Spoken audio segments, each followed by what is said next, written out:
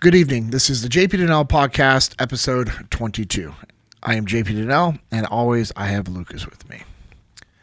The enemy does not care which way he pushed you. He just wants to push you away from God. So I just got back from listening to our friend Mike Mitchell give a portion of his testimony today at an event our church does called BOTS. It stands for Battle of the Sexes, and it's for our high schoolers through the Elevate program, which is through our church milestone. They have it for high schoolers and junior hires. So this weekend is for the high schoolers.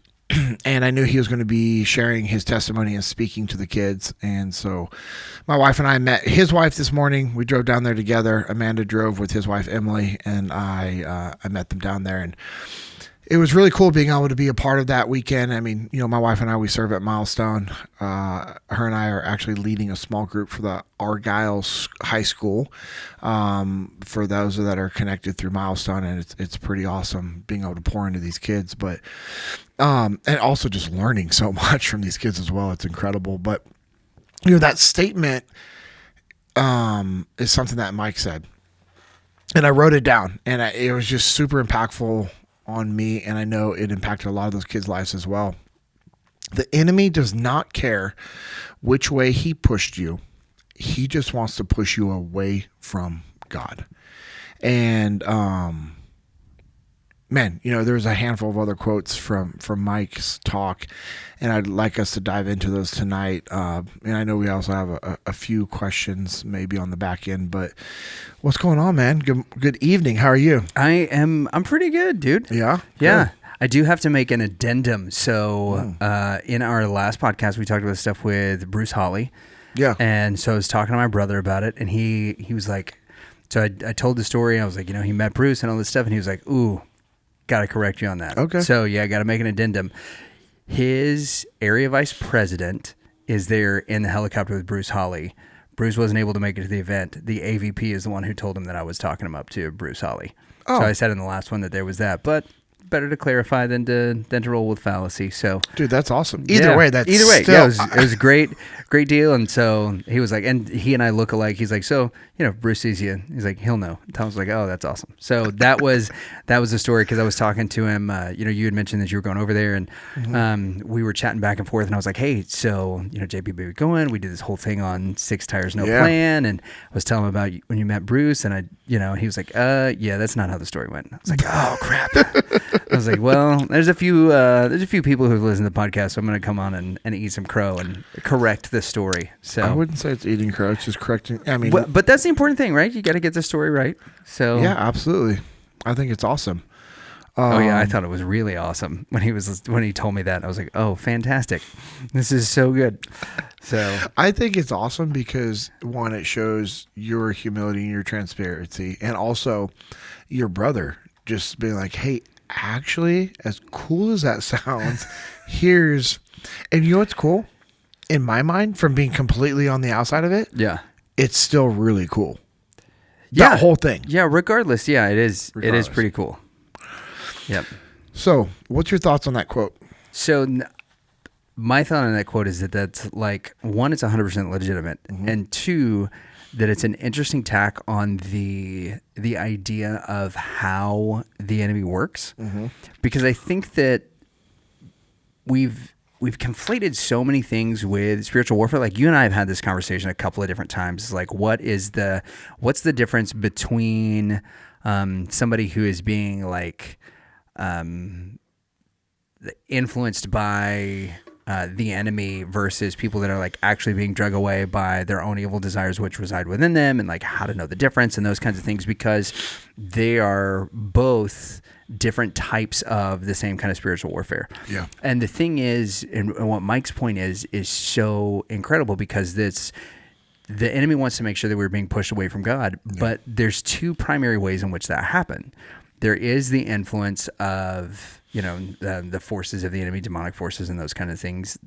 But the other way that happens is when we sinned, now that we live in this fallen world that's cursed, is that we have this desire within us to not do the will of God, which is in essence part of the enemy's victory in the Garden of Eden, which was to disrupt everything. Yeah. And make that happen. And so I think that it highlights the idea that, like, even from the beginning, that the enemy has been against us, and because we gave into that temptation, now we're fighting not just the enemy, but parts of ourselves that have aligned with what he wanted, because we looked at doors, I heard a really great quote the other day that these pastors were debating, or this pastor was debating an agnostic / like atheistic non-believer, and somebody from the crowd asked him, they were like, in the garden, the devil like tempts Adam and Eve by saying, like, you'll have knowledge. And he's like, and the thing is, like, why would you want to serve a God who didn't want you to have knowledge? Why would you want to serve a God that wanted to keep you from knowing the difference between good and evil? Like, a God that didn't want me to know all of these types of things is not the kind of God that I would want to serve. He's like, how do you reconcile serving that? And the pastor answered, he goes, the last time I was reading about someone asking that question, it was a serpent that was asking that question to the very first woman. He's like, that's the exact same temptation that Adam and Eve faced from the serpent in the garden, was like, hey, do you really want to serve a God that doesn't want you to know everything? If you're not going to die, you're just going to be like him. And they were like, oh yeah, well, if that's the case, give that to me. And our desire, like when we talk about subordinating our ego and all of that, is it comes to that very basic principle of, like, the thing that pushes us the furthest away from God is our desire to fulfill our own prideful ideologies of ourselves. So yeah, crazy. yeah. There's a ton of sermons in that one statement that Mike made. So we're gonna have to get him to start writing them for you, since you're preaching now. See, that's a false statement that you shouldn't make on air. You've preached a couple of times. Your girls did say you preached. That was something they clarified. I shared a message. Oh, goodness gracious. I don't like you. Okay. Yeah, so, man, I just keep thinking about that quote. The enemy does not care which way he pushed you. He just wants to push you away from God. Yeah. And I'm trying to, like, as we, continue to do these episodes, I love that we have this platform where we can talk about whatever you and I want to talk about. Right. And, our original alignment was, we want to talk about our faith, lead people to have a better understanding and relationship with God, lead people to Echelon Front and understand what we do and provide value. Those are the things that we want to do. And I'm thinking about that quote, the enemy does not care which way he pushed you. He just wants to push you away from God. When I look at it from a big picture, not just faith driven, but just in general, like, that's complacency. Like, you're going to get distracted. That's what the devil wants to do. That's whenever I talk about, like, go to war with complacency, I'm talking about the devil, because he's going to creep in and he's going to create that separation. And, he just wants to push you away from God so that he can create separation. And, we have to be careful that we don't let that happen into our life, because it's going to take away from our marriage, our family, our, relationship with our kids, all of it, our everyone, spouse, work, all those things. So anyways, it's just a really powerful quote that I'm glad he started it off with. It was awesome. So I have a question for you, kind of like related to this, because one of the ways that Jesus talks about our relationship with God is that it's very intimate, right? Mm-hmm. And then when we see the way that the apostles talk about it in the works of the epistles, right, the letters and stuff that they write, we're often referred to as like the bride of Christ, and there's that type of relationship. And so when we think about it, like, in that realm, because I know we've seen people who have been in bad relationships or toxic relationships, or where there is, like, someone that is trying to work their way into it, right? So there's a happy couple, and then there's a guy or a girl that's, like, trying to work themselves into a relationship because they've fallen for one of the other people. Yeah. Isn't their whole goal, like, the exact same thing? Right? Like, I don't care if you fall into my arms or not, as long as you're not with that person. because then I get my chance. Right. Yeah. And so when we think about like that in that sense, like the tactics and things that are used are the exact same. Yeah. Because they all come from that same source of like, if you're not going to be with me, you shouldn't be with anybody. Yeah. So, well, that's jealousy, and then whatever other category you want to put that into. I mean, so that is going to come from somebody who is obviously not living Christ-like, right? Because you're not going to use manipulation to, Christ. Like if we're living our lives like Jesus, we're loving others, we're showing compassion, empathy, giving people grace, treating with respect, when we're doing these right things, when we're doing the right things for the right reasons, and we're being a good human, we're not going to do those things. We're not going to manipulate somebody. We're not going to lie to them. We're not going to be deceitful. We're not going to steal. Like, that's what you're doing. You're stealing somebody out of a marriage, you know, and in a relationship. So, it's to me, I think that's the same thing. Yeah. And it's just crazy that we would, when we look at it in terms of like spiritual warfare, we don't think of it that way. But if we were to recognize it if we were to see it on a soap opera, we would immediately be like, oh, this is terrible. Yeah, 100%. And so, like, what's that? The picture of that they use as a GIF is Leonardo sitting on the couch with the cigarette. Oh, yeah. Yeah, that's exactly right. That's it, man. 100%. I know what's happening. Yeah, yes. Yeah. That's it completely. And we fail to recognize that in our own lives because we're too close to it. That's exactly right. That's why detachment is a superpower, and that's why no joke. When you seek outside counsel and wisdom from your friends, from family members, from pastors, they can give you a different perspective. Yeah. I just had a phone call tonight with somebody that I'm going to leave all the details out of it. But it was a great phone call. And it's for an opportunity that somebody has. And what they were doing is they were seeking kind of wisdom, guidance / opinions from Amanda and I. And we were talking through it. And, it was awesome. Amanda and I were like, dude, this is going to be great for this person. Right. And, we're working through all these things. And then, one of the last things I said to this person, I said, I don't see any reason why you should not do this. Yeah.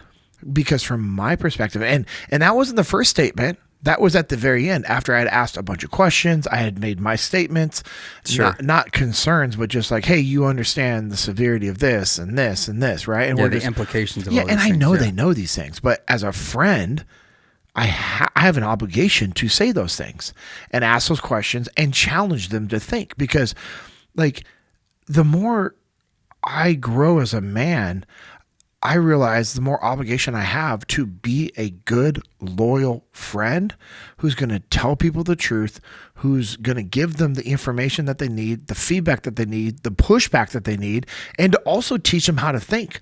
That's not just something that I do from a leadership standpoint in regards to with my family and with my kids and people at work, but think about this. We've talked about this. Leadership isn't your title. It's your ability to have influence over people, to build relationships, and influence people to do the right thing.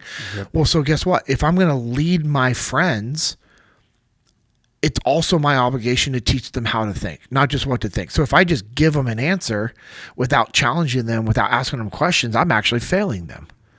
Ooh. And so it was a really cool opportunity for me to sit and have a conversation, ask a bunch of hard questions. And some of them were hard questions. And I had to reiterate, like, hey, I know you know this, but I have to ask you this. You have to think through these things. And anyway, so it just sparked some thoughts. Yeah. And it was cool to be able to have that conversation. And it was just a reminder of like, hey, this is what humble leaders do. And this person is a humble leader. They've had lots of ups and downs in lives. They've had some really good success. They've had some moments where it's like, I don't know what's next, but I'm going to trust God. And it's cool. It's like, I feel like every step of the way, they have constantly sought wisdom and guidance from other people. So like I've called you with some similar, desires for advice and stuff on those kinds of things. When you're having those sorts of conversations with people, right? When somebody's coming to you, they're like, hey, I've got this idea or have some questions about this, or just need you to like evaluate, some of the things that are going on in my life and give me a little piece of advice. Like, how do you approach those conversations? Exactly the same way that I approach them when you ask me, hey, if you have this 2-page document on a company and you're going to go in and work with them, I go into it neutral. Yeah, no expectation. No expectations. Yeah. And so maybe I wouldn't use no expectations for this situation. I would use the phrase neutral. Okay. Or I guess you'd say the word, right? Because it's not a phrase.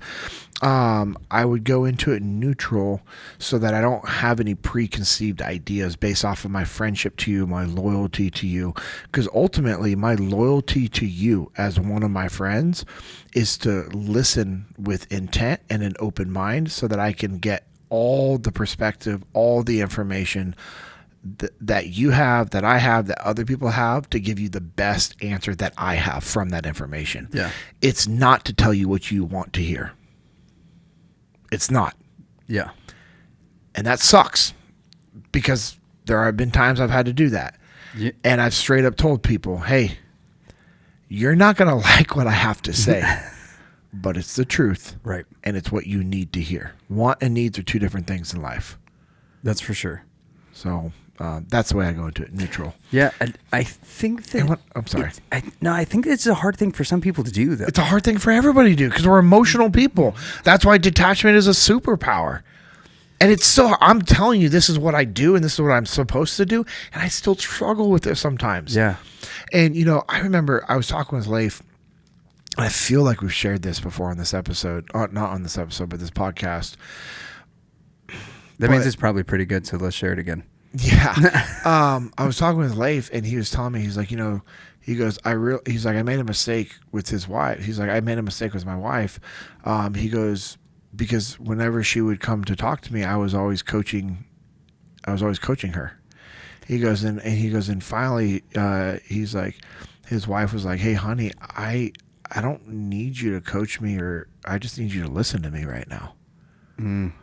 And so it's a good reminder that if I go into a neutral, then it gives me the understanding like, hey, do you really need an answer or do you just need somebody to talk to? Sometimes people know the answer. Yeah. You know what they want? They want validation. Yeah.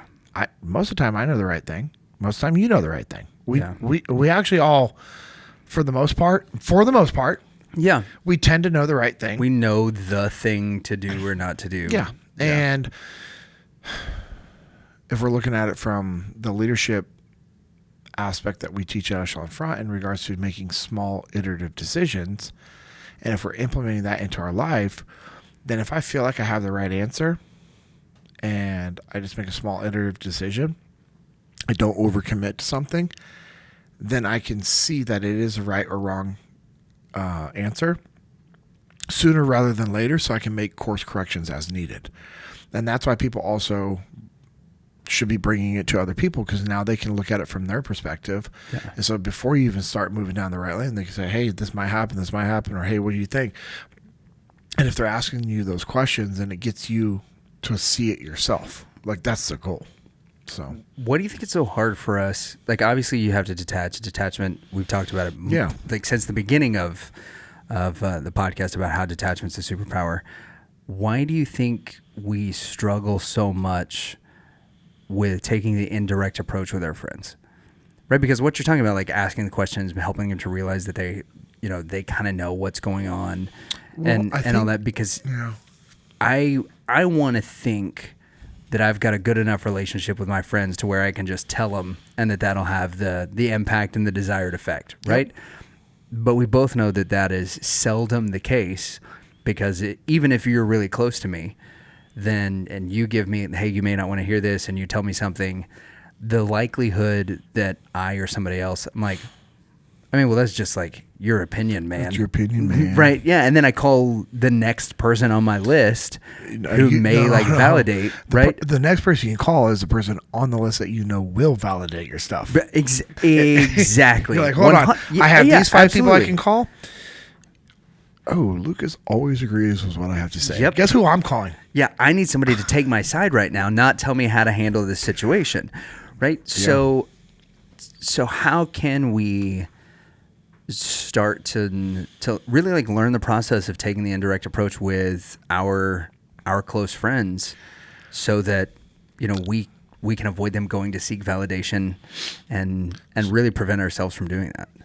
Yeah. So the example that you gave is awesome because it reiterates why we do what we do at Echelon Front. Yeah. Is because we are teaching things that are common knowledge that have been around since the day of time, but it's still things that people don't know to do. Yeah. Most of Jesus's teachings were what? Parables. Which are? Really confusing stories. Which forces you to do what? Ask the questions. And think. Yeah, so it makes you know what I mean? Like that's exactly, yes. They're confusing stories that make you ask questions, that makes you think. And then when you're like, oh, I get it. I get it. Yeah. So when you are sitting there going, I get it, you're more likely to do what with that? Take action and do the right thing. Right. Now you might choose to do the complete opposite, but now it's not because of lack of knowledge. It's because of your own decisions. Yeah. And that's what we should be doing with people, is just ask them questions like, hey, well, what do you think about this? And, if your buddy's like, you're out drinking with your friends, and I mean, obviously when you're out drinking with your friends, we just know that they're not going to make good decisions generally. Yep. And your buddy's like walking out of the car and you're like, hey man, what are you doing? He's like, I'm going to drive home. You're like, why? He's like, well, because I don't want to leave my car here. Well, no kidding. We all know that. That's why people want to drive home. They don't want to leave their car there. And then you ask them a question like, hey man, what if you hit somebody on the way? What if you get in an accident on the way home? You're making them think. Hey, what if you get a ticket? Like, hey, can you afford a DUI? Because man, it's going to be like $10,000 minimum. Yeah. Hey, what if That's before the attorney fees. Yeah. What if you get in an accident and kill somebody? Is it worth it? Is there any other way to get your vehicle? You're right. So you start asking questions. Right. And again, the whole drinking thing was probably a bad example because most people when they're drinking don't make good decisions. But I've used that on guys that were getting ready to get in their vehicle. And I'm like, hey, is it worth you killing somebody? Or can we take an Uber and come get your vehicle in the morning? I think that, and I've literally had guys throw their keys at me and go, thank you. Yeah. I'm like, come on, knucklehead. Like, let's go. I think the drinking thing is a good example because that's something that just about every one of us is going to have to deal with at some point. Yeah. Right? For sure. Like whether it's hey, what did they used to do whenever we were in high school? Like the quote, the cool parents that like let people drink would like everybody had to put their keys in the fishbowl or whatever, those kind of things. But even like as a young adult, whenever you're going through those situations, like you don't want to be that guy. Nick Saban actually was just talking about this. So there was a player, I forget his name, graduates from the University of Alabama, goes to play for the Raiders, and stud wide receiver, gets drunk, drives a car. Now he's in prison for intoxicated manslaughter. Jeez. Right? Like his whole life's ruined, right? Ruined. And Saban's speech to the team was like nobody wanted to be a bad friend. Nobody wanted to be a bad friend. Nobody wanted to tell him no. Nobody wanted to say, and you ruined. And because nobody wanted to be the bad friend, then this young guy, he was like, never had any problems with him when he was here at Alabama. He was stellar human being, great student, incredible athlete. And because nobody wanted to be a bad friend, nobody said anything to him. And how many lives did they ruin? He's like, so you can't go out there and be idiots. You just can't. And I think that there's some of that maybe pours itself into these situations where we know we're supposed to be honest with somebody. And we're like, I don't want to be the bad friend, or they're going through something tough. And so I don't want to be the one that's like, I kind of got bad news for you, man. You were in the wrong here, or any of that stuff. How do we overcome that obstacle? Have the boldness of the Dinnell twins. Okay. Are we going to be able to bottle that and sell it on the website? I wish we could. Yeah, no joke. Think about that. I mean, I'm joking. Right. But I'm also actually being serious because we asked, we're talking about faith with the girls, and what was Cora's statement? Do you want to be in heaven one day and your friends are in hell because you didn't want to talk to them about Jesus? No. Yeah. Do you want your friend to go get in a car accident and kill a family because you didn't want to have a hard conversation and tell them not to drink, or you weren't willing to actually take the next level and say, give me your keys right now, you're not driving? Yeah. Or do you want to be writing the obituary that you're going to read at your buddy's funeral because when he drove home from the bar, he wrapped himself around a tree because you didn't want to say, hey, JP, you're being an idiot, don't drive. Yeah. Or you didn't want to say, JP, give me your keys right now. Or you didn't go sit in the driver's seat and be like, you're not driving. What are you going to do? Call the cops? Legitimately. I'm giving you right? examples of what I've done for guys and Sure. what guys have done for me. Yeah. Derek Benson, my old roommate. One time I was like convinced, like, nope, I got to drive home. We're going to drive home. He's like, dude, you're not driving home. I'm like, dude, Derek, yes, I have to. I want my truck. He's like, we can get your truck tomorrow morning. I'm like, but I want my truck at home. He goes, why? I was like, I didn't want to leave my truck here. He's like, you're not driving home. I'm like, yes, I am. He goes, I will fight you. And I'm like, I will fight you back. He goes, I know you will. He goes, I don't care. He goes, but you're not going to drive home. I'm telling you right now, you're not going to drive home. And I remember like looking at him. He's like, come on, man. He's like, you're being stupid. I love you. And then I realized, like, yes, I was being stupid, and he loved me, and that's why he had that boldness, and he was like willing to fight me over this, because in his mind, like, okay, we're gonna fight, but he's not gonna go to jail tonight. He's not gonna kill himself. He's not gonna kill somebody else. Yeah. And it was just because of my ego. My ego got in the way, and so we have to subordinate our egos that are to get in the way of wanting to have the hard conversation and say, hey, no, stop it. You know, it's just like, you know, like, I mean, you could apply this to so many aspects of life. Yeah. Some dude not having proper conversations with another female that's married, and you know about it. Are you going to let it happen, or are you going to say something? I'm saying something. Yes. Oh, I know. You know, 100%. Yes, right? we know that. And it's just like, but again, that's another avenue that we could send this to. Yeah. That also applies to females. We know that, right? You know, so if ladies, if you're listening to this and one of your girlfriends, you know, is having inappropriate conversations with another guy or a married guy, like, are you going to let it happen? Are you going to talk about it? Or are you going to say, hey, you know what? I'm not comfortable with this. You have to be willing to have those hard conversations. Yeah. You know, and, you know, it's just, again, Justin, who is a great personal trainer, he has to have those hard conversations with people. Because people are like, with hey, his clients? I want to do all these things. Okay, what are you willing to give up? What are you willing to give up? Yeah. And so I think we have to subordinate our ego that gets in the way of having that hard conversation with somebody where their ego is just in play big time. Yeah. And you have to do it the right way. That's why this is a skill set. The indirect approach is a skill set. It takes practice. That's why we do role plays. We do all those things to help teach people how to have these hard conversations. And if you use a framework that we talked about in the last episode that we teach at Echelon Front, it's going to give you the advantage. It gives you control, because at the end of the day, ownership wins every single time. Yeah. Every single time. So if you're upset because you want to drive your truck home, I'm like, dude, Lucas, you're not driving home. And you're like, dude, I need my truck home. I'm like, dude, I know. You know what? I'm sorry. That's my fault. Because I should have recognized that you need your truck home to leave early in the morning. I am going to wake up at 5:30 in the morning, and I will bring you back up here to have your truck. Or, you know what I mean? I might even be like, hey, you know what? You're going to take my truck. When we get home, in the morning, you're going to have my keys. You'll take my truck to work. I will make my way back up here to the bar to grab your vehicle. Yeah. And, you know, then that's what we're going to do. We're going to work through it. But if you use that framework, if you use the indirect approach, you can disarm people. You take ownership. It disarms people, because ultimately, like, I want it to be their idea. Yeah. And I think that, you know, obviously the stuff we're talking about right now are like life and death situations, but let's pare it down to some other things. Like, okay, so you got called about this business deal, this idea that somebody had. Mm-hmm. I've called you about things even this week that had to do with some relationships with some of the folks, some of our leaders. One of the things that often happens is, you know, we have somebody in our lives. I'll use a personal example, right? I've got a great friend who has a brilliant mind, but lacks follow through. Okay. And so calls me, pitches me this idea, and like says, I want you to sit on the board of this company. Like, this is the thing that we're going to do. It's a software thing. He's like, I've talked to a couple of software designers. It's going to revolutionize the industry. They're really excited about it.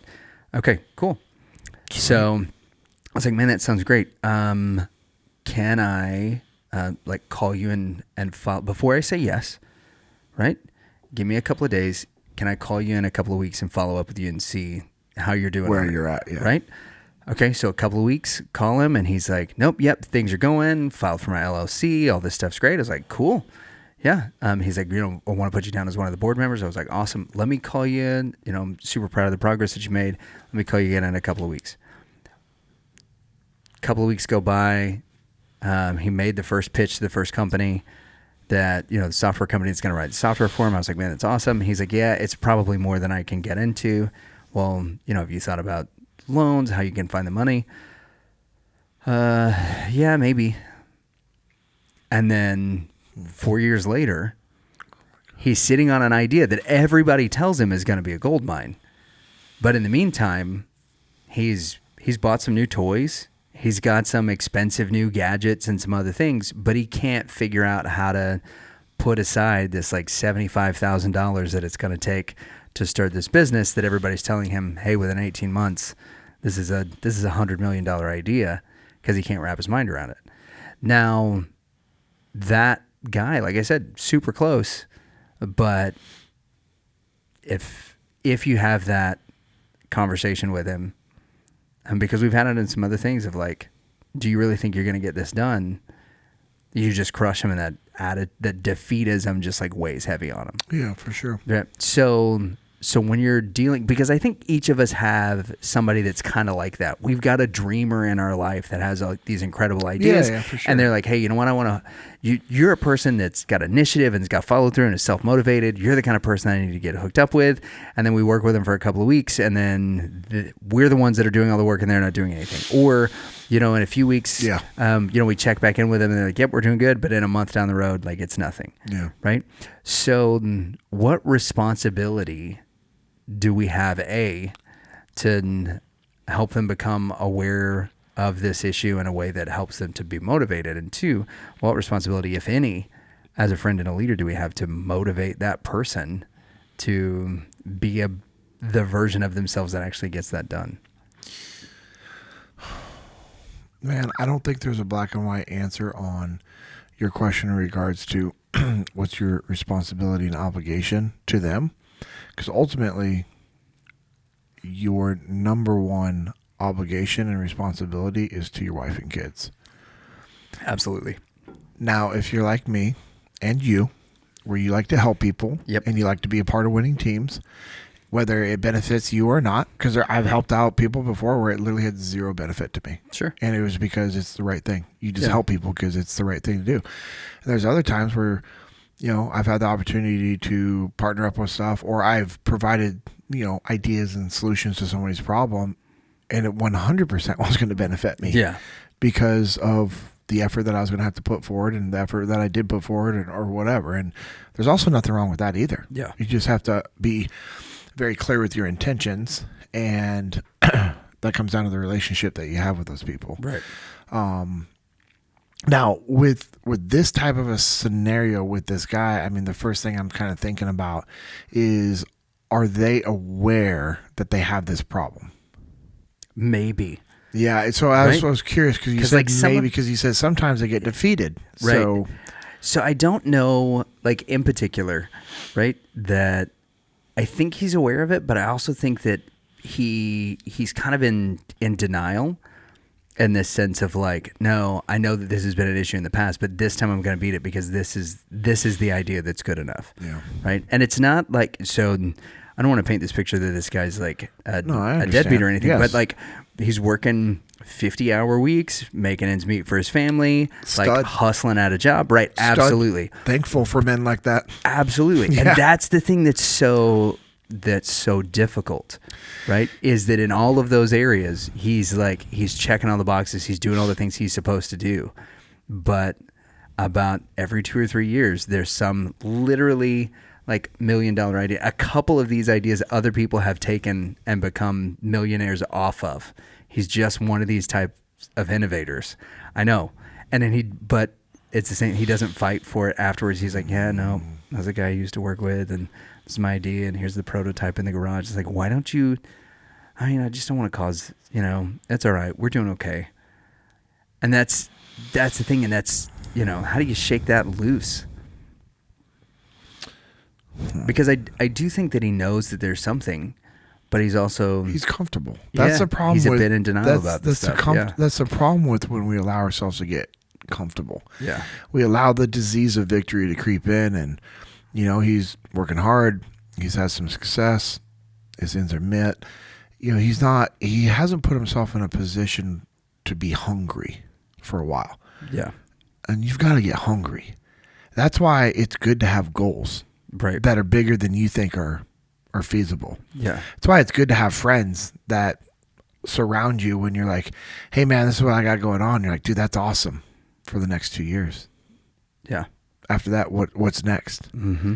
What's next? When I was first pitching the FTX program to Jocko, I like the pricing for the individual one. Yeah. Sorry, not the principal, but the format and the pricing for the individual FTX. His response was, "Oh, so you don't believe in yourself and the value that you bring? That's cool." And I remember I was walking in my backyard having a conversation with them, and I said, and he just starts laughing, and then he tells me a story, like Jocko does, right? Instead of being like, boom, he's like, "Hey, I'm gonna tell you a story," and he explained to me, he's like, that pricing, yes, that's good pricing, but not for the value that you and this program brings. Yeah. I personally think it should be this much. And I said, okay. And we went back and forth. And then, what's funny is like, I actually increased it from what he said. Right. And you know what we've done for every individual FTX? Sold them out. Yep. And so it's really important that we have people around us that are able to push us and open our eyes. I think it's an opportunity that you have with this guy.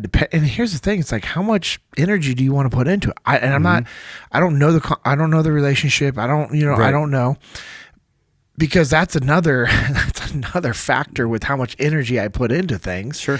But that's something you have to figure out. And this could be an awesome opportunity where, you sit down with them. And let's say it's me sitting down with you, and we just go grab lunch. Hey Lucas, I just want to talk to you about just a few things that have been on my heart. You've had all these incredible ideas the last couple of years, like incredible ideas that were so good other people stole them from you. Yep. And made a lot of money.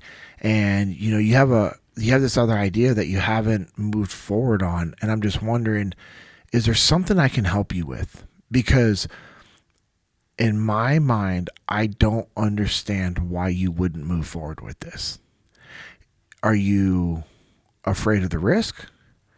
Do you not believe in yourself? Do you not know how to secure funding?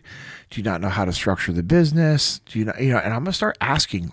I'm going to have all these questions already in my mind. Right. And you know me, guess where else is going to be? On a notebook. Mm-hmm. Because as I'm having this conversation, you're not going to want to forget them. It's going to be structured. Yeah. I'm literally going to have every talking point listed out to go through it. And then if you ask a question, I'm going to stop. We're going to talk through it. And I'm going to get back, and I'm going to finish my whole conversation. And so I would present it to that person. I'm like, hey man, like what's going on? Yeah. Because to me, it doesn't make sense, because it seems like this would be an easy loan to get, or for sure. Like, hey, I have buddies that, raise capital for other companies. I can cough and go raise $75,000. Yeah, exactly. Like, yep. It's funny. I know there are people that are listening to this podcast that are going to reach out and be like, hey, here's an NDA. It's signed. Give me the info. I have a check right now. Yeah, exactly. I factually know that. Yeah. And so it's just one of those things where it's how much effort do you want to put into it? Because it might be a lot of effort. Now, with that effort comes equity that you should have for that. And here's the deal. If he's saying, hey man, I don't know how to do all these things. I just know how to think of the ideas and execute on them. All the other stuff I can't figure out. And then you say, okay, if I was to take care of all of that, now it doesn't mean that you do it all, but you take care of it all, right? You go find all the other things, the structure, whatever, you delegate it all out there. But you say, hey, if I handle all of this, what would the partnership look like to you that would be fair? Yeah. Like what's fair to you? And then you just start from there. And then you just say, hey, contracts say friendships. I want to make sure our friendship is maintained no matter what. No amount of money is worth us ruining our friendship. Boom. And then you get it all written out and contracted out, and then you move forward from there. Yeah. That's kind of what I would do. Yeah. I don't know if that's right or wrong. But. And I do think that there's something too about, helping them with like the type of scenarios that you're talking about with the person that needs the ride home, right? Is that, hey, what's the worst that can happen? Right? Okay, so yeah, you take out this loan, everything tanks, you got to work for another year, maybe 2 years, right? So you don't get to retire at 65. Now you got to wait till 67. Or in my case, I think when we met with our RFA, they said people in my generation, like the old millennials, 72 is what they're projecting as our retirement age. So yeah, so maybe instead of like wrapping up work at 72, I got to go to 75, but I gave it a shot, Yeah. So like, what's the difference there? What's the worst case scenario in those types of things? Well, what happens if you nail it? Right. And then Amanda and I made an investment into a company, and it's starting to come to fruition. And it was one of those things where it's like, what's the worst? And it was literally like, well, we don't have that money in savings. Yeah. And does that suck? Yeah, that sucks. But when this does hit, it's a generational shift. Yeah. And it was just like one of those things, like, why would, like, yeah. Like yeah, her and I both have, multiple times on a few things, we're like, yep. Done. Because our thing is like, what's the worst that's going to happen? Right. I go back and I deliver pizzas at Marco's and I'm doing construction during the day. I'll do that. Been down that road before. Yeah, I don't care. I don't think, though, now with where my life is at, if everything fell apart at Echelon Front and we had nothing, I've worked with enough companies the last 7 years that I have a job tomorrow. Yeah. And that would only be if Echelon Front went away, which guess what's not happening? Yeah, no time soon. It's not going to go away. No. And so that's kind of why we have this aggressiveness to taking risk. And I get it. For some, that's not comfortable. Right. Like my buddy, he does a lot of real estate investing, and he has an investment fund. Yeah. Where you can put your money with him and you make 10% a year. Yeah. It's not bad. Pretty salty. Yes. Guess what? My bank's not paying me 10% a year. My bank is not paying me 10% a year. No. But the cool thing is that you put your money in there, but the risk to it is it's associated with real estate. Mm-hmm. The risk is it's got to be there for a year before you can pull it back out. The cool thing is, as long as I'm quoting this correctly, it's like that's against a depreciating asset, so it helps lower your taxable income when you invest against real estate or into real estate. So as he was explaining to me all these things, I'm like, why would I have my money sitting in the bank not making any money when I can make 10% a year with you? Yeah. And what's cool is like when you put the money over there, you start getting paid that 10% monthly. So whatever, let's say you put, for easy math, $120,000 in there. Mm-hmm. Your 10% is what? $1,200. Yep. 12 grand. Oh yeah. Yeah, 12 grand. Yeah, 12 grand. And each month you're making $1,000. So what he does is he takes your 10%, divides it yearly, and then each month you're getting your Pays check. it out like a dividend. Yeah, it's brilliant. Yeah, that's easy stuff, man. Yeah, but see, to me, I hear something like that, I'm like, okay, how do I write you a check? Do I do a wire? Like, what's the minimum? What's the max? I'm just asking all these questions. And I was talking to one of my other buddies, and I was super excited about it. I'm like, bro, this is awesome. He's like, man, you're a little more risky than I am with that stuff. And I'm like, I know, but I'm like, what? And I'm not saying his thought process is bad. It's good. He's super conservative. He's all about, nope, I want to save and pay off all my debt before I start investing. Like, he wants to have no mortgage. Oof. I know. Amazing. That's awesome. Respect. Dude, Respect. it would be so nice. So that's what he's working for. He's just like, nope, I'm going to pay off.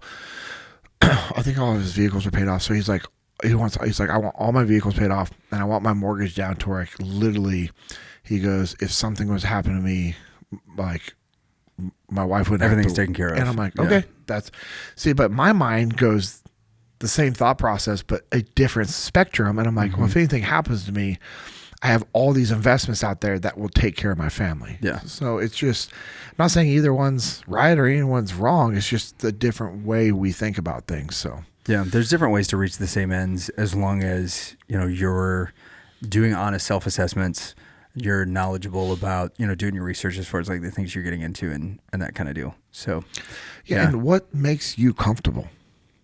That's what you have to ultimately decide. Right. And there's that line of between like what makes you comfortable and complacent and what makes you comfortable and successful. Because those two things. Thank you for clarifying. Yeah, that. those two I'm not things talking are comfortable really, like you're sleeping in until noon every day Yep. and you literally have nothing to do. No, I'm talking about what allows you to be comfortable, meaning you don't have stress. Yeah. You don't have stress in your life. Boy, what would that be like? I don't think I could do well if I didn't have stress in my life. I think I'm one of those people. Most people don't. Yeah, I think I'm one of those people that like I need something that that pushes me or that requires work, or else I'll that's a good I'll get healthy stir amount of crazy. stress. Yeah. I'm talking in the means of you don't want to be at the point where you're not sleeping, Right.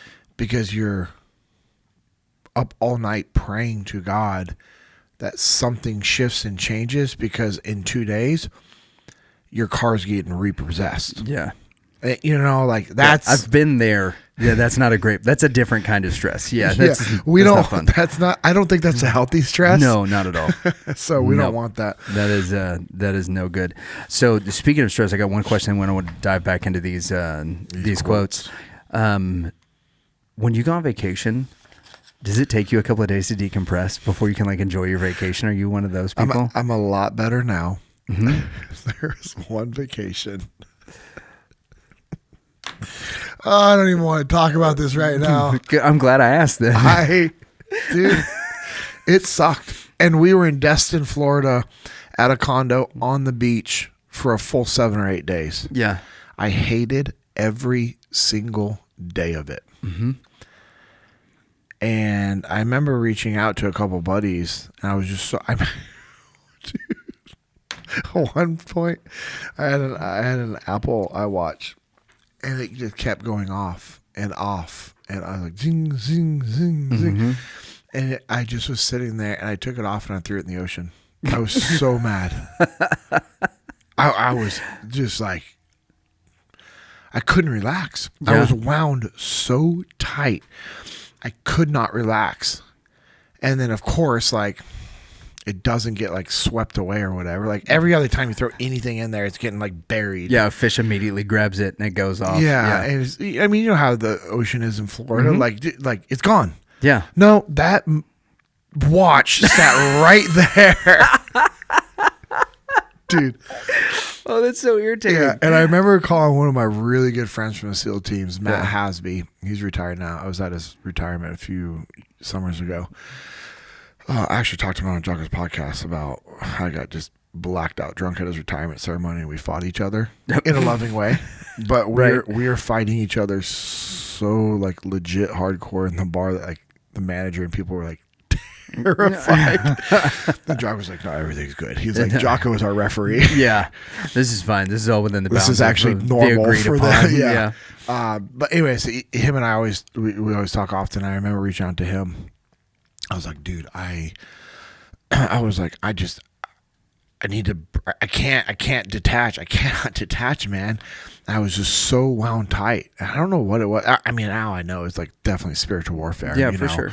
And Anxiety and all that stuff. Anxiety and fear and just all these things. And, I also didn't put the I'm on vacation email up or anything because I've never done that in my life, ever. Mm-hmm. I don't believe in that. Now, if you do it, that's fine. Me, I just couldn't. Yeah. And I know that's a problem. That's a good boundary to set for some folks. Yeah. Yeah, maybe. Bro, For me at that point with what I was doing with Echelon Front, I couldn't do it. Yeah. I can't do it. I couldn't do it. And so I was getting all these emails. I was trying to respond to all the emails. I was an idiot and even set up Zoom calls. There's at least one a day where I'm having to go up into the condo, get on Wi-Fi, and do a Zoom call, which, it didn't help. And I remember walking across the street to the surf shop, and I'm like looking for just an old school G-Shock watch. I was like, you know what? I'm done with the smartwatch, all this stuff. And it was so stupid, man. And the point that I was just like, and I remember calling Dave Burke because I was wound so tight, and oh man, it's embarrassing, but I was wound so tight. I was walking back from the surf shop. It was at night. I'm walking through the parking lot, and some dude parked in a disabled veteran Purple Heart spot. And I just sat there waiting to see who would get out. And a guy who is definitely not a disabled veteran gets out of the truck. Did he have the DV tag? No. Yeah. And so he gets out, and another guy gets out. And in my mind, I'm like, even better. There's two of them. Dude, this is so stupid. And then another guy gets out. And then two ladies get out of the back. And so I think there was like 5 of them, right? 3 guys, 2 girls. And so they get out. And I was like, hey, man, how are you? He's like, good. I was like, hey, what'd you get your Purple Heart for? And he just looked at me. I'm like, your Purple Heart? Like, what'd you get a Purple Heart for? And he will not answer me because he knows that I know. Yeah. And I was like, I'm just curious because you're parked in the Purple Heart parking spot for disabled veterans. And one of the other guys was like, he earned it. I'm like, what did he earn? I was like, I'm not talking to you. I'm like, where did you get your Purple Heart from? Like, what happened to you? He would not answer me. And bro, I got so freaking mad. Like on the inside, I was so wound up. And again, I'm already super mad. I'm super stressed. Yeah, everything's stressed out. And I was like, hey man, I know you're a fraud. You're not allowed to park in that spot. I'm going up to my condo. If you're still here, if this vehicle's still here when I come back, there's going to be some major problems. Now again, super unprofessional. And I definitely should not have said that, right? I think most people at the beach at Destin are unprofessional, but I'll follow you down that. Yeah, but down the road. I'm working at Echelon Front at this point in my life. You know, now this is at the beginning, but still, I'm at Echelon Front. Like this is not the way I should be acting. Yeah. And I remember because I called Dave because it bothered me. I'm like, dude, what's up? And Dave's like, bro. He's like, dude, just enjoy your vacation. He goes, I remember like talking through these things with him. And it was just, man, I was just wound so tight. When we came back from that vacation, I felt worse than when we took it. And so, but since then, moving forward, I am much more intentional about like, hey, we're going on vacation. I'm done. Like I'm checked out. I'm going to focus on my wife and my kids. I let all the people know that need to know. Mm-hmm. Like, hey, I'm on vacation. If you need me, call me. If you don't need me, send me an email, and I will check my emails every night. Yeah. I'll check them in the evening, respond to what needs to be responded to, and whatever I don't respond to, I will get to whenever I'm home from vacation. And that's my new SOP. So, and it works awesome. Bro, the very first time that Kirsten and I went on a vacation, I ruined the first 2 days of it. Of a 3-day getaway. I ruined the first 2 days because I could not shut it down. Yeah. And I was mad that we were somewhere where I felt like I was being forced not to work. And it made me so angry. Yeah. That like I just couldn't relax. I couldn't enjoy it. We were walking around downtown San Antonio, like hanging out, and she's having a good time. And I'm just like, can we just go? Can we go do something else so that we can get back to the hotel so that I can check my stuff? Or I'm looking at my phone and I'm like, I need to respond to this person. And it wasn't until like the second day that I'm looking at her, because we've been married for 6 months. I'm looking at her and I'm like, did I ruin this? I really messed this up. Like I've been so stressed out and worried about work stuff and all of this. And she's like, I really didn't want to say anything, but yeah, it's been pretty hard. I've not had a good time. Like, oh, wow. Yeah, but now I'm kind of the same mind now that, I let people know, or if somebody sends me a message or wants to talk, I'm like, hey, on vacation, is this something that can wait? Or, if it's not, I can see if I can cut away, and Kay's cool with that. We've got alignment. If it's something that needs to be addressed, like I can peel off, but otherwise, I can send them to somebody else, or we can just deal with it whenever I get back. It'll be okay. Yeah. She's also started to give me a buffer day, like before we actually leave. Oh, that's good. Yeah. She's like, hey, look, I've got, a trip planned for us. We're going to be gone like Friday to Sunday. And I was like, okay, cool. She's like, so you need to take Thursday off. You need to take Thursday off so that you have a day where you can decompress, where you're still close enough to let everybody know and get all that stuff out, so that you don't ruin Friday for me. I'm like, okay, cool. Yeah, that makes sense. Like, yay. Yeah. Good job. Yep. All right. A few other quotes we'll get into. Now we can discuss them, or we can just leave them as quotes for people to think about. I don't care. In regards to timing, you tell me what's best. So next one is, the intent is to love God so much that you do not want to disappoint him. But when you do, which, as we know, we all will. All the time. You repent, and then you go back to living your life the proper way to honor him. Yeah. There's a thing in Deuteronomy chapter 6. It's called the Shema. And it's this prayer that the Jewish people, especially like devout Jewish people, they pray every day. So it's Deuteronomy chapter 6, verses 4 through 5. Mm-hmm. And it says, the Lord our God, the Lord is one. Love the Lord your God with all your heart, with all your soul, and with all your strength, right? Yeah. And when Jesus is asked, like, what's the greatest commandment, that's what he tells the Pharisees that are asking him that question during the Passion Week, whenever he's in the temple. Yeah. And so this is the crux of that. Like, if we're loving the Lord our God with all of our heart, all of our soul, all of our strength, and he adds in there, whenever he answers them in Mark chapter 12, he adds in there, with all your mind, this is what we're doing.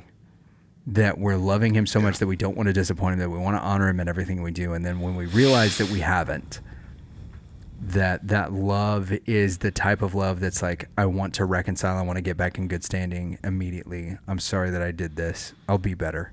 Mm-hmm. And then moves on. And it's this beautiful thing. And what's so crazy to me about that prayer in particular is that it's one of the last things, the last month of Moses' life is what Deuteronomy is.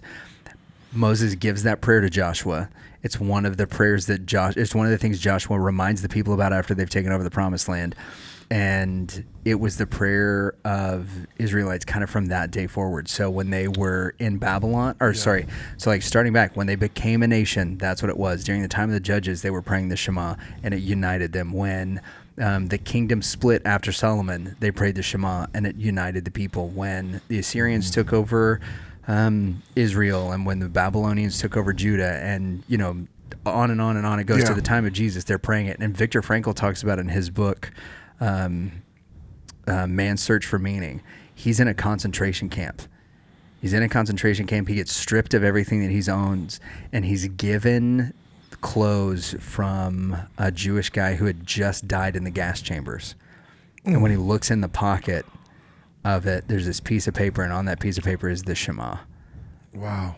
And that's what they prayed every day in that concentration camp. And he was like, my search for meaning started not with my my intellectual pursuits or any of those things. My search for meaning started in the concentration camp when I looked at this and realized, like, as a Jew, that this is who we are, that we're God's people, and that's where it started for him. And like, realizing all of that stuff. And it goes back to this. You know, do you love God that much? Yeah, people have that printed. There are people that print that off, and they'll put it like like on their doorways, or like the front gate of their house, or something else like that.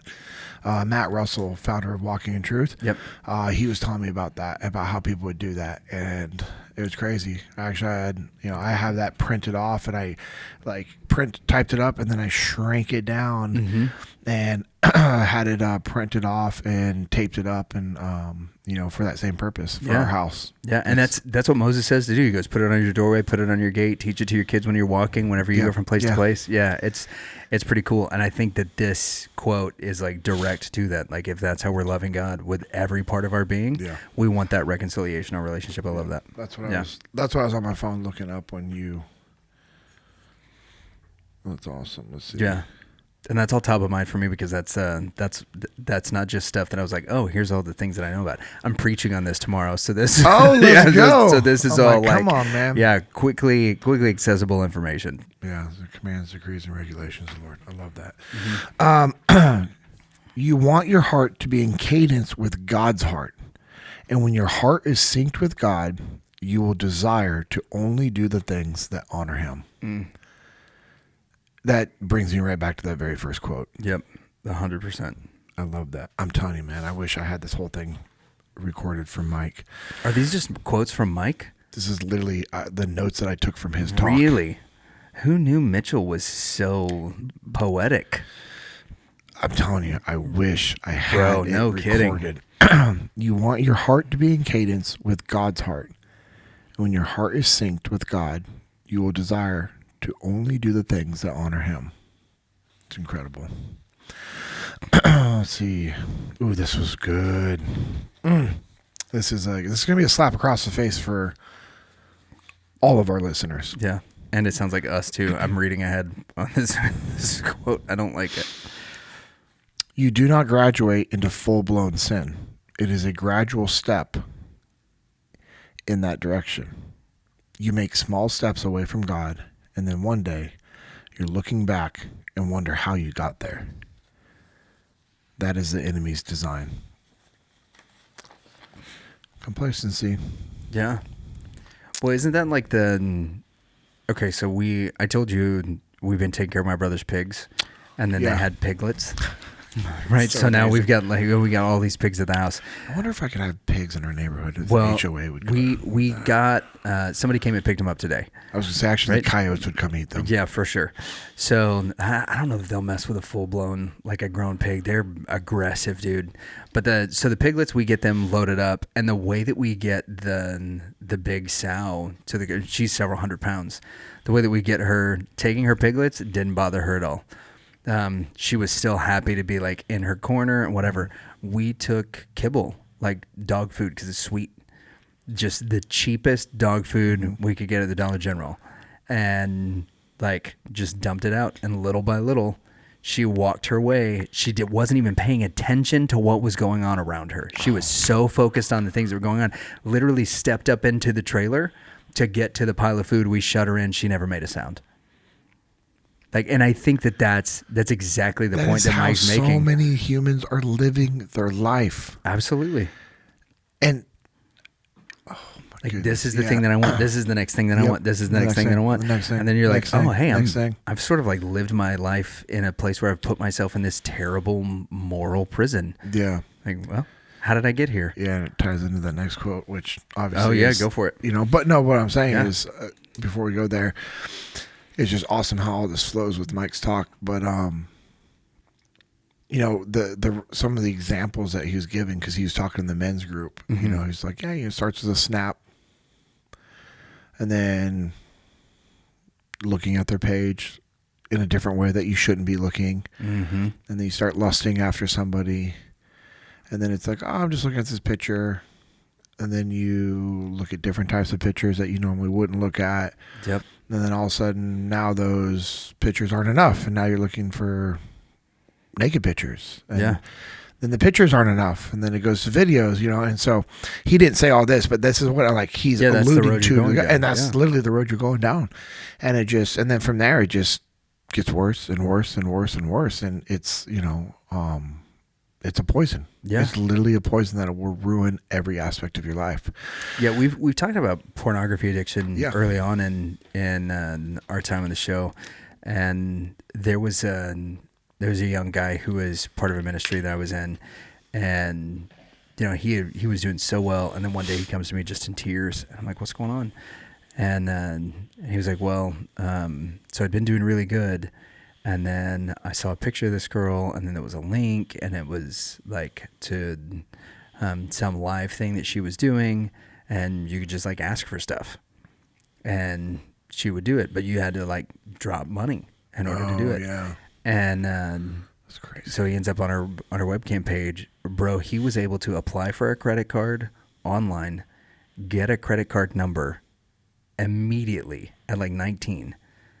He got a credit card with like a $3,000 limit, and he maxed it out in a matter of like an hour. What? I was like, bro, you roll this back. Like, how did this happen? And it was like that exact thing. I saw her picture, and then there was like a couple of videos, and then she had this thing, and so I clicked on it, and it was like, she's starting on live cam, and she like popped on, and I like created a login, and she said hi to me, and then the next thing I knew, I was looking at how stuff worked, and I didn't know if I'd get approved for a credit card or not. And I got approved for $3,000, and he's like, "No, I don't know what I'm gonna do because like I've never had a credit card before. I don't know how this works. It's a 29% interest rate on this credit card for a poor kid who's not making like $400 a week." Yeah. And he's like, "Man, I don't know what to do." And I'm like, "Well, time to start looking for a second job, buddy." Yeah, get a second job, and 100% of that paycheck goes to paying off that credit card. Exactly. No. But it just starts with that whole like, go get a different credit card. Do a balance transfer. yeah. Go get a different credit card with a lower interest rate. Do a balance transfer, and then start paying every single dime you have to that, and then close them. Yeah. Like, that's crazy. Yep. But it's that same thing, man. It's just Wow. that path that Mike was talking about. It just starts with one thing, and it leads to another. And it can happen over time, or it can happen overnight. Well, here's what happened to your buddy, is what Mike's next quote was. Yep. Temptation leads to isolation, and isolation puts you in a vulnerable position, and then you're being attacked. Yep. Mike had he talked about it on our podcast, when he's talking about who's really good at isolating the enemy, and then he would swoop in for the attack. And he was explaining to these boys, he's like, "Hey, the enemy is unlike any enemy I've seen in combat, or any of us have seen in combat. It is evil, and it's hunting you, and it wants to kill you. It wants to destroy you." And he talked about what he would do. And it's the same thing, like the same thing. The enemy is doing that to us. They put a little temptation out there, and then you fall into that temptation, and then you isolate yourself because of what? Guilt. You know you did the wrong thing. So then you isolate yourself. The isolation puts you in a vulnerable position, and then it's a full-blown attack. So I really like this next quote that he said. I know you're looking up something, and we'll get to that. Yeah. It's just the verse that goes with that. It's 1 Peter 5:8. "Be alert and sober-minded. Your enemy, the devil, prowls around like a roaring lion looking for someone to devour." Amanda wrote that in a letter to me when I went to Pursuit. Really? Yeah. Dang. Pursuit changed my life, man. We all need help at times. It does not matter how bad you are. You will need help at times from others, and we need to be willing to call and ask for help. We get help when we ask for it. We get help when we ask for it. You have to be humble. You have to ask for it. If you don't ask for it, it's not going to happen. And some people might not know that you need the help. So you have to ask them. And it's okay. We've all had to ask for help. We're all humans. We're flawed. We make mistakes. We're in hard positions. But the thing is, like, if you're in a hard position and you don't ask for help, and it puts you in an even worse position, you have made the situation worse. And I promise you, the people that were going to help you out are going to be a little more frustrated with you and or the situation by you not asking. Like if I have a friend that needs help, I'm never going to be frustrated for them asking for help. Never. I don't know if I can help them at all the time. I might be able to help them. I might be able to help them work through it or think through it. Maybe sometimes the help they need is just me listening, talking, and asking questions. Mm-hmm. I don't know. But I can't give the help if they don't ask. But if I find out that I have a friend that legitimately needed help and they didn't ask me, and now it put themselves or the family in a worse position, I'm going to be legitimately upset with that person. Oh, for sure. Now, I'm still going to work with them and do what I can to help them. But now I'm going to legitimately be frustrated. Before, it's no factor. Let's figure this out. From a leadership standpoint, there's going to be times where you're going to need help from your leadership. You have to reach out. You have to lead up the chain of command and say, hey, here's where I'm struggling. As a leader, there's going to be times where you need help from your people. And there's nothing wrong with going to your team and say, hey guys, man, this is something I'm struggling with. Like, I need your guys' help. It's when you have that vulnerability and that humility, it's actually a sign of strength in the way I look at those things. When you're hiding it, that's actually a sign of weakness because your ego is in the way of you asking for help. And that's something that can be a red flag for people that aren't willing to ask for help. I think it 100% is a red flag, right? And think of it in terms of like at the gym. How many times have we seen somebody who clearly should ask for a spot? But exactly, right? That like for whatever reason their ego is like, oh, you know what? I'm not going to ask for a spot. And the worst case is that they have to ask for, like in their mind, the worst thing they could ever do is ask for a spot. Yeah. But it's the same conversation we've been having this entire episode. Is like the freaking weigh things for half a second. Okay, you've got to I don't want to bother anybody. I don't want to interrupt somebody else's workout, blah, blah, blah. How much do you think you're going to interrupt their workout if you drop that, let's say you're trying to bench press 315 for the first time and you drop 300 pounds on your chest, and then you've got now 4 or 5 people that are panicking, trying to figure out whether or not you just crushed your sternum. Yeah. Right? Like now you've really interrupted somebody's day. Yeah, and if we want to be if we're only talking about lifting, if this is just an example just for lifting, sure. If you never have to ask for a spot, you're not lifting hard enough. You're not pushing yourself. Absolutely. So good job on being weak. But that does, I mean, that tracks with the analogy though, right? It's 100%. That's it, man. Yeah, I never have to ask for a spot. Okay, that's great. Meow, meow. Cool. That means you've never actually done enough weight to where you challenge yourself. Yeah. So your new nickname is Whiskey Tango. What's that stand for? Wasted talent? Bro, that's rough. I used to call some of the fighters that back in Memphis I trained with. Really? I'm like, what's up, Whiskey Tango? What does that mean? You're wasted talent. What? Yeah, you're a wasted talent. Yep. What? And we talk about, I'm like, dude, you're a wasted talent, man. The talent you have, yet you won't put in the work, you won't do these things. I'm like, dude, come on, man. Mm-hmm. I was like, if I had literally a quarter of your athleticism and what you have for fighting, it'd be unreal. Yeah. But they're just straight up wasted talent, man. Like, you have to be willing to push yourself. You have to be willing to ask for help. Yeah. You have to. It's the only way you can get over those hurdles. The only way you grow. Yeah. Right? So, yeah, it is one of those things that, like, I think at the gym it's most recognizable because we see somebody doing something where, like, that guy's obviously an idiot.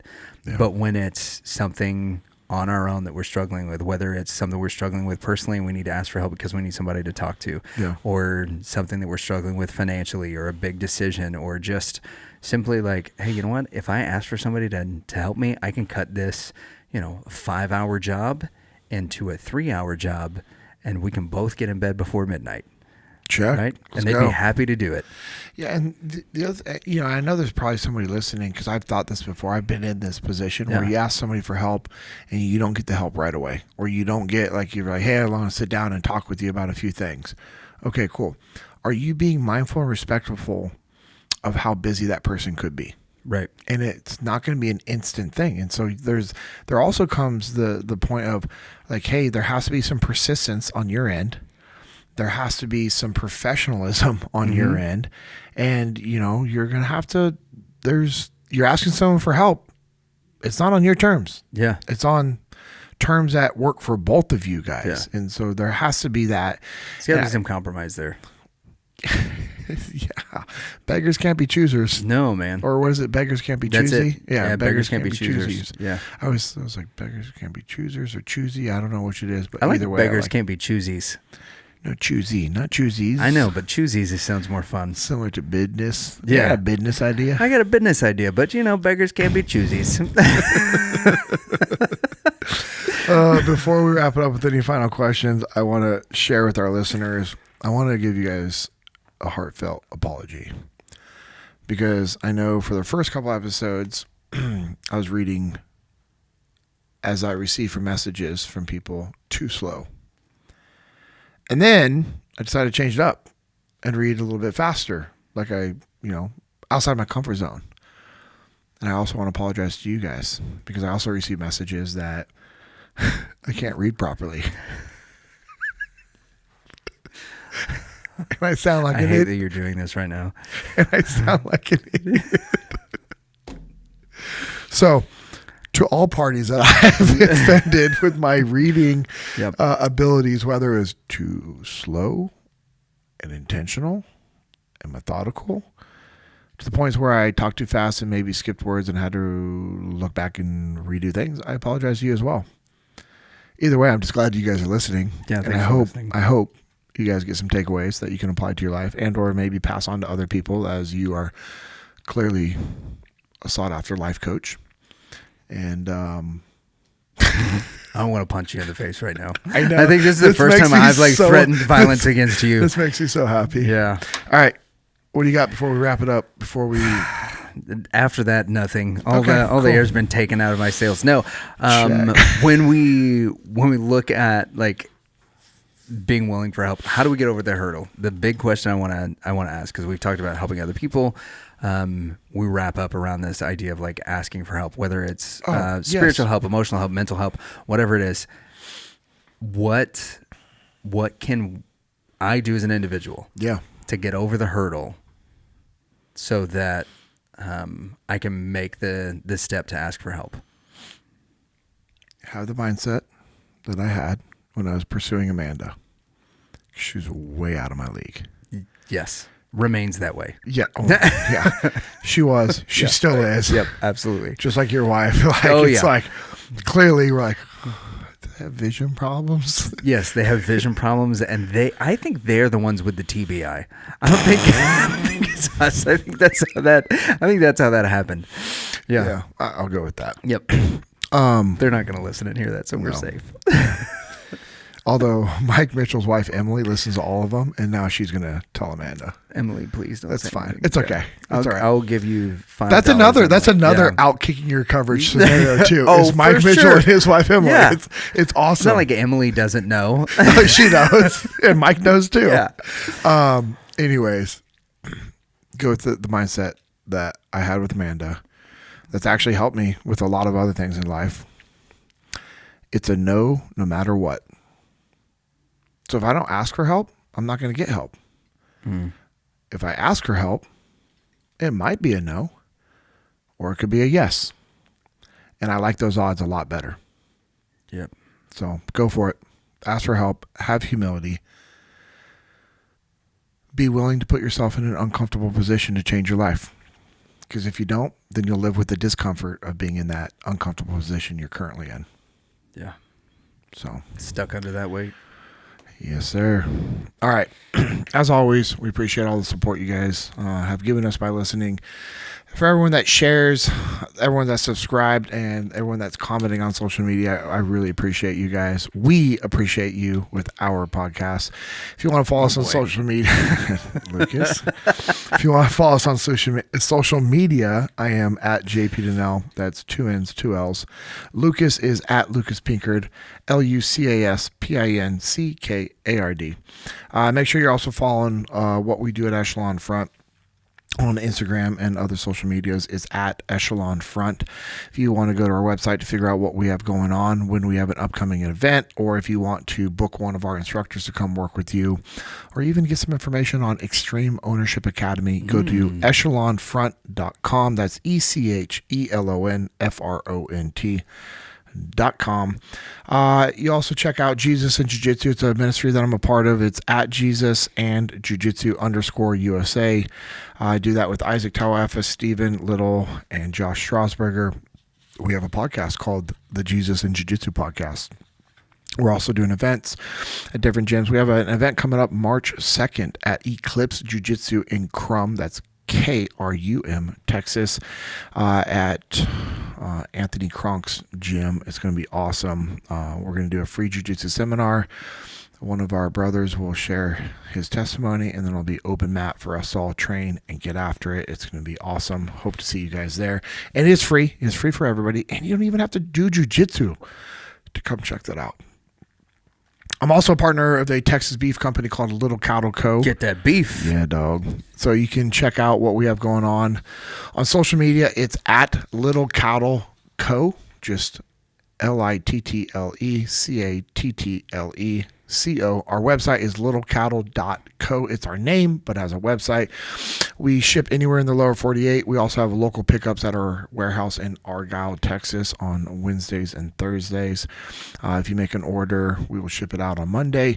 If you want to ship some beef to your clients as a thank you, or to a family member for their birthday, or a loved one for a late Valentine's Day gift, or by the time you listen to this, it's getting close to March, you want to be grilling up for St. Patrick's Day, we got you covered. I'm also a partner with one of my other best friends, Josh Strasberger, for a printing company we have called On the Path Printing. On Instagram, we are at On the Path Printing.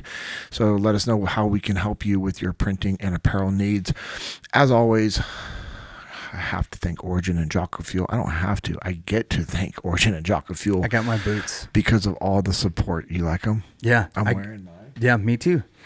I got mine. My lugs came in 3 weeks early. Four to 6 weeks. Go. They were like, "Hey, we've got to, since you want the carbon, the whiskey we keep in stock, the carbon we are kind of made to order. It's gonna be 6 to 8 weeks, and then we've been kind of counting down 3 weeks early off of the 6 to 8 weeks. Got them in." Those are good looking boots. Bro, they're freaking comfortable. I'd throw it up here, but I'm not flexible enough to do that. I'll have to settle with a picture that I took of my feet. I got Cody Gandy's flexibility. Cody Gandy flexibility. That's amazing.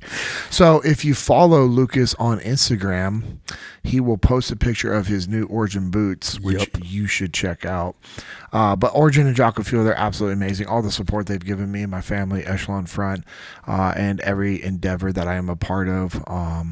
This podcast, the Jesus and Jiu-Jitsu podcast, the Jesus and Jiu-Jitsu events, the Walking in Truth Ministry events, Pursuit for Truth. They send out stuff. It's just awesome. And, and also I love supporting an American-made company. Yeah, man. Like I get on, people assume I just get everything from them for free. I don't. No. I get online, I order, I input my credit card information, and I pay for it. And here's the other deal. They also do send me a lot of stuff that I don't order because of the partnership. I'm legitimately a partner in their company. I invested in their company, and the partnership because I invested in with them through doing leadership workshops and seminars, and all that stuff's always been out of my own dime. Yeah. Because I believe in the company. I always wanted to help them out. And but the support they give has been unreal to my family. Yeah. And you hear a story like Peter Roberts, who cut down trees on his property in Maine to build a factory so that he could bring manufacturing back to America, found the last loom in America, and they got it back up and running and figured out how to weave fabric and material to make jiu-jitsu gis. And since then, because of the partnership with Jocko and other people and Pete's humbleness say, oh, you know what? Let me give up pieces of my company to other people knowing it's going to make them better. And it wasn't always about Peter Roberts. It's about the American working class, about bringing stuff back to America. It's incredible, man. I'll stand beside that man any day. Have you seen the little mini documentary that they did on the boots, on how they started making boots? Oh, yeah. It's insane. How they like went to go find the last boot makers from GH Bass that are Yep. like barely like they haven't been able to find a place because manufacturing's gone and that Yep. was their entire lives. Yeah. And then they came back and are now teaching a whole new generation how to make boots in the American way for American outfitters. It's incredible, man. There was a few guys, and I don't want to get this wrong, so I'm not going to say the specifics, but there was a few guys that they had for boots and something else that were helping them that passed away this last year. Yeah. So they literally captured that knowledge before these people passed away. And now you have guys that are in the early 20s that are running the loom machines and all the boot stuff. I mean, it's incredible. So if you want to check out what Origin is doing, go to originusa.com. If you want to check out what Jocko Fuel is doing, check out their supplements. Go to jockofuel.com. All their stuff is a 100% American made. It's not just jiu-jitsu. We got boots, we have jeans, we have hoodies, we have the nano wool long sleeves, and we have the 100% American made hunt line. So all that stuff is absolutely incredible. So as we close it out, I just want to thank you guys for listening. And for those of you that don't have a relationship with God, that aren't close with God, that don't fully understand and believe what we believe as Christians, and you're still listening, I want to say thank you for having an open mind. And I hope that you can take on board what we talked about. And I hope that you can pray that God will open your heart to what you need to see and what you need to hear. And I also pray that for all of us, because I think we all need to constantly be seeking the Lord's will for our life and see what we need to fully surrender to Him so that we can be living our lives in pursuit of Him and to honor Him. With that, this has been the JP Dinnell Podcast, episode 22.